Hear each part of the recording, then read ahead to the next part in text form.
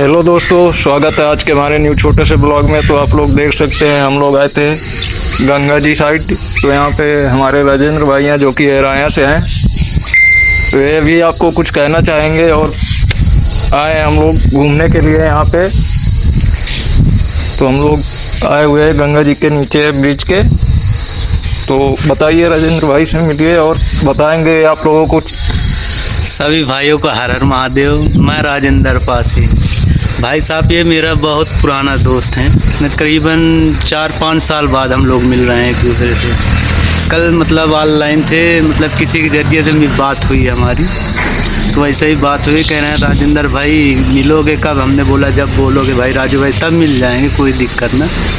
तो इन्होंने बोला भाई कल आके मिलते हैं। हमने बोला ठीक। तो आज हम लोग आए हैं वीडियो शूट करने नाउबस्ता घाट।